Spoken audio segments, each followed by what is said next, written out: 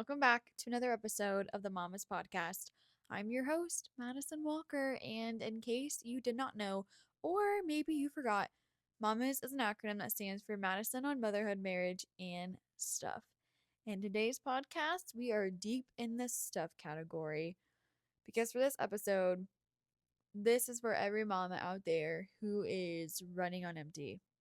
We're talking about real stuff like we always do, but we're talking today about what it feels like to keep parenting and to keep showing up and to keep pushing through, even when you are completely burned out.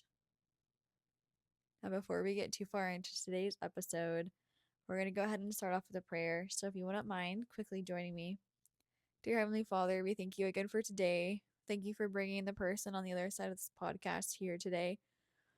Today, I just want to pray, especially for any of the moms out there who are just feeling burnt out, who are really struggling, whether it's financial burdens, the craziness of life, postpartum, any health, job, just feeling like there's too much on our plate to juggle. Lord, whatever it is, I just want to pray for those moms. Thank you for bringing them here today. Please help guide my words to be encouraging, be the breath of fresh air maybe they need. I hope this podcast is uplifting for them. Lord, I just want to ask that any of the moms that are feeling this way, please be with them extra today and tomorrow. Help their minds find some calm and some peace. May they lean on you during these times. I just ask that you lay your hand on them and help guide these situations.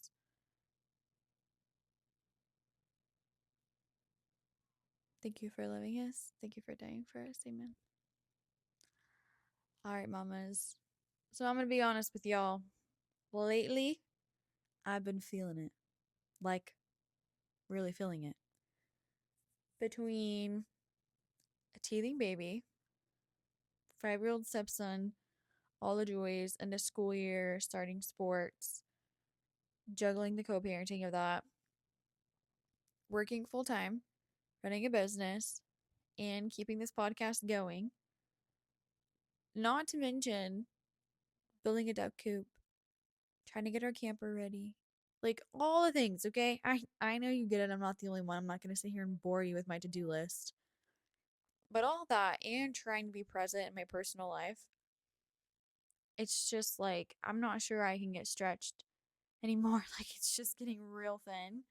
I'm feeling absolutely worn out and exhausted. And the household duties. Look, I'm very blessed and thankful for the house that we have, but it's like I cannot keep up.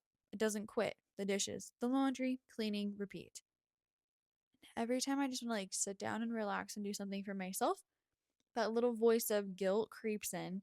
It's like, shouldn't you be folding the laundry? You should go do another load of laundry. Why aren't you doing the dishes? You should be cleaning the bathroom. You need to get this. You need to get this done. If you can sit down and scroll on your phone or sit down and relax, then you can also do this at the same time. Like, it's absolutely exhausting. And I can't seem to get ahead. I can't seem to shake it. And so today I just wanted to like say something to you and to myself if you're feeling this way. If you're feeling burnt out, overwhelmed, and just plain tired, you're not a bad mom. You're a human mom. You're a loving, hardworking, trying your best mom. And that's so wonderful in so many ways. Burnout does not mean that you're failing. It means that you are giving so much of yourself you haven't had time to refill. So, what can we do? What can we do when we're so drained, but we still have to show up every single day? Because school is still in session tomorrow. We only have like a week left of school. I don't know about you guys, but there's still school tomorrow. I still have work tomorrow. Kids still need fed and dressed. Like it's never ending, you know? So here's just a couple ideas if you're in a place to hear them. Lower the bar. It is okay if dinner is not homemade every single day. It's okay if your house looks like it's lived in because it is. And again, I'm saying this to myself. Tonight I was solo mom. We had a game for my stepson, brought him home for the week. It's just me, my husband's working late. You bet your butt I swung through McDonald's drive-thru on the way home. Because by the time we get home, it's like 8 o'clock at night. We gotta do baths and get the kids into bed ASAP because guess what? Yep, tomorrow is still happening. We still gotta get up tomorrow. And there's nothing more difficult than trying to get tired kids up and dressed and fed and happy and out the door for school. That's a whole nother, what's a challenge? And also, it's okay if your home looks like it's lived in because it is. I struggle with this myself. I feel like I do pretty good, but then if people are gonna come over or anything like that, I'm like, oh my gosh, my house has to be spotless. But I'm slowly, for sure, understanding that it is okay if my house is lived in because we do. We live here and we have kids, so it's gonna be messy. Because I kid you not, I clean something, I turn around to do something, and I come back, it's an absolute mess. Can't even tell. Can't even tell I just cleaned it. It's okay to say no. Say no sometimes. Not every single invitation or every request or every expectation needs to have a yes. Protect your peace. I'm literally speaking to myself. This is hard, especially if you're a people pleaser or you like to be busy or you like to be helpful. Being helpful or people pleaser are kind of the same thing. It can be hard to say no. It can be hard to prioritize yourself sometimes, or like saying yes to this, it's just going to be a little bit too much. So I'm going to have to say no. I'm very much so in the learning process of this and learning to kind of delegate, what's really important and what can we just say no to for the sake of some calmness. I think my husband and I are really starting to realize how much we enjoy not feeling so booked out and crazy all the time. And we've had a very busy couple of last weeks, and that can be overwhelming. So we are definitely ready for a weekend without anything on our to-do list, just to kind of chill. But then like sometimes friends will want to do something or trying to plan stuff, and you're like, this is literally the first weekend I've had in so long. So anyway, it's okay to say no sometimes. Oh, ask for help. Whether it's from your partner, a family member, or friend, it's okay to lean on someone. I'm literally preaching to myself because I'm horrible at asking for help more times than not.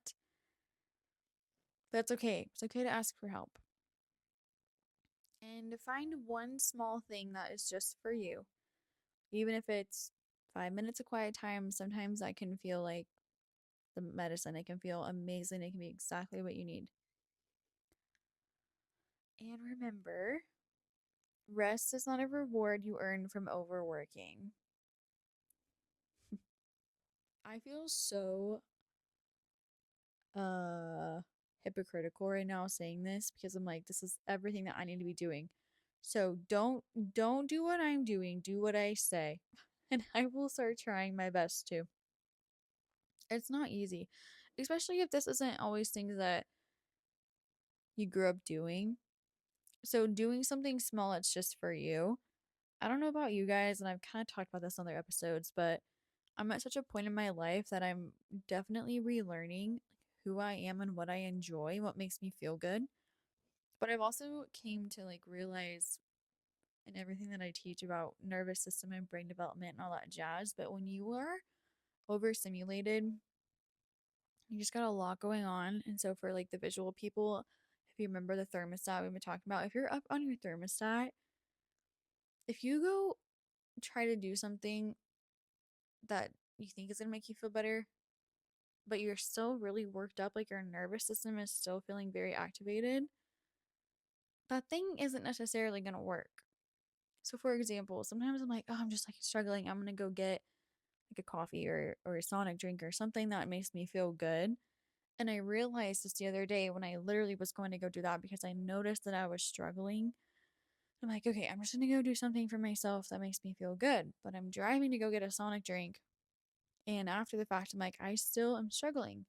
And it dawned on me it's because, okay, yeah, I got this drink that I do enjoy, but this drink is not calming down my nervous system. I need to do something else that helps calm down my nervous system. So, I'm like learning about what that looks like and what that even means is also so helpful in many, many ways so that you can start to find the little things that make you feel good that are just for you and actually enjoy them and soak them up, and they will refill your cup, which is what we have to do as parents because we cannot pour into other people's cups, into our kids' cups and our spouses' cups when we're empty. We can try. It's really, really, really draining, and it doesn't feel good. And remembering that rest is not a reward, man, what? I literally will not let myself relax until everything is done. Like I have to earn it. But it's okay. It's okay to relax and to rest. I think for me personally, I've started to notice that when I sit down, it's really hard for me to get back up. So I don't just like sit down for 10 or 20 minutes, like, okay, I'm just gonna sit down for a little bit and I'm gonna get up and I go do that. It doesn't happen. Like once I relax and I sit, I'm not getting back up. So I try to get everything done. So then when I sit down, I can just chill. But then when I do that and I sit down, that guilt creeps back in. And I'm like, okay, well, you can sit here and fold laundry and still relax, or you can get another load going while you sit and relax. And it's never ending until it's like 10 o'clock at night and I still haven't sat down and relaxed. And I feel so overwhelmed that I just want to sit down and watch a movie. But then I'm like, no, you need to go to bed so you can get up in the morning. I'm sure you get it. Like I said, I don't have to sit here and like explain everything to you all the time because I'm sure you understand. And the moms out there juggling more than just one kid or two kids, I'm just like, how are you doing it? Seriously, somebody tell me how you're doing it. So, hopefully, maybe some of what I just shared on things you can do might be gentle reminders for you to do for yourself. Lower the bar. It's okay to say no, ask for help, do something little for just for you, and you do not have to earn rest. It's a right. You have the right to relax and get some sleep and to rest. But then sometimes I worry, am I even doing enough for my kids? Am I showing up in the way that they need me to because I feel so exhausted? It's hard to emotionally and like physically and mentally show up, especially when you feel very overwhelmed and just done. But here's what I've learned, and I really hope that you hear. Our kids do not need us to be perfect. They don't need a perfect version of us. They just need us. Even when we're tired, even when we're not smiling, even when we're just running on E, your love still shows up, even if it's in sweatpants, even holding a cup of coffee, and even just saying, whispering, Mama's trying. Like I'm trying my best right now. Your love still shows up for them. I preach this all the time. There's no such thing as being a perfect parent. And this is just another area of what I mean by that. Our kids do not need us to be perfect. They just need us to show up. So if you are relating to any of this today, if today's been hard, if you're in the thick of it, I want you to know that I see you. I am you. I'm right there with you. You're not alone. You are doing more than enough, and you are enough. And if you're in a place to hear this, if this is helpful, here's something you can start doing right now to kind of help this guilt of wondering if you're doing enough for your kids, if you're showing up in the ways they need you to. Even if it's just a minute, maybe you can do 2 minutes. Maybe you can find 5 or 10 minutes. Not only the physical time, but the mental and emotional time. Put your phone away and just be with them uninterrupted for that amount of time that you can do. If you have to set a timer on your phone, do it and put it down, put it out of reach, and just be there with your kid. Get on their level, join them in what they're doing, ask what they like about the drawing that they're making or the tower that they're building. When they're telling you something, repeat the last 3 words that they say to you. So if they're telling you about their day or a funny story, they're like, and then I colored the pants green. Like, you colored the pants green? And they're going to feel so seen and so heard. Their face is probably going to light up and they're going to keep on talking. It might be the most they've heard your kid talk and share about their day or what they're doing to you, what they're doing with you in that moment, because they're just going to feel seen and heard by you. So if you can only mentally and emotionally show up for a minute, then just do a minute. If you can do 2 or 3, do 2 or 3. If you can do more 5 or 10, that's so perfect. But that is one thing that you can do in your sweatpants with your cup of coffee to just show up for your kid in the most perfectly imperfect way. And it's going to make them feel so loved and so seen. I want to thank you guys for joining with me, joining me here today. I'll be honest with you, it is 10 o'clock at night. I am exhausted. But I hope that this little heart to heart episode hit home. If it did, please share it with another mama. Share it with somebody who needs to hear it. Remember that even when you feel like you've got nothing left, your love is still showing up in the most important ways. Thank you guys so much for being here. I appreciate each and every one of you. Until next time, give yourself some grace. You're doing the best that you can. And remember, aim straight, shoot straight.